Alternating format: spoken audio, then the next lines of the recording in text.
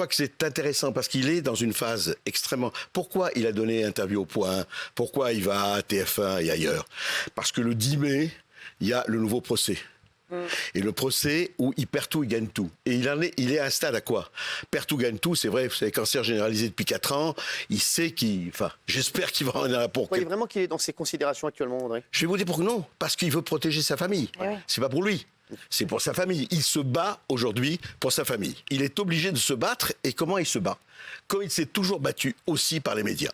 Alors, C'est ça. Gilles Verdez, vous, ça vous choque? Vous n'êtes pas d'accord avec André? Énormément. C'est n'importe quoi ce que vous dites, André Berkoff. C'est-à-dire que pour faire de l'audience, TF1 a quasiment obligé Bernard Tapie, qui vient de subir une agression, qui est dans un état de santé extrêmement difficile. Ils l'ont obligé alors qu'il voulait reporter à venir et parce qu'il est gentil, parce qu'il veut effectivement parler. Alors, vous le connaissez très bien, hein, Gilles, Bien hein. sûr, il veut parler de cette maladie pour dire il faut la combattre, il faut du courage. Il voulait reporter, on l'oblige à venir. On ne passe pas. Il a passé 1 heure et quart. Donc il avait vraiment pas envie, il serait parti au bout d'un quart d'heure. Deuxièmement, Gilles Verdez, il faut arrêter quand même de dire n'importe quoi. Franchement, chaque fois que je viens ici, j'ai affaire à un con comme vous. Et je vais vous dire une chose. Chaque fois, j'ai un con comme vous. Et je vais vous dire une chose. Je vais le répéter. C'est pas ce n'est pas très raffiné. Mais je vous rappelle Pierre Desproges. Il dit parler à un con ou essayer de le convaincre, c'est comme se masturber avec une râpe à fromage. Beaucoup de souffrance pour peu de résultats. Franchement.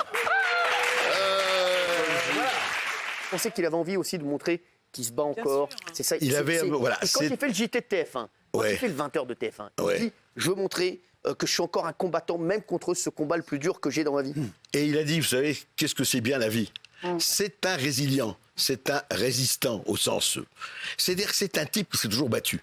Toute sa vie, le fils de chauvagiste de la Courneuve, etc. Il s'est toujours battu, ce type. Battu en politique et ailleurs, et il a été battu aussi combien de fois. C'est un type qui dit, regardez, moi j'ai le cancer depuis 4 ans, et c'est vrai, et je vais vous dire une chose. Je ne citerai pas les journaux, parce que comme on sait que je le connais depuis longtemps, qui m'ont demandé des nécros. Des nécrologies, en disant, Tapie, il en a pour 1 semaine, vas-y. Quand vous avez déjà demandé ça? Ah oui, absolument. Incroyable. À plusieurs reprises. Et j'ai dit, attendez, moi, j'écris pas des nécrologies de quelqu'un qui est pas mort. Ça n'existe pas.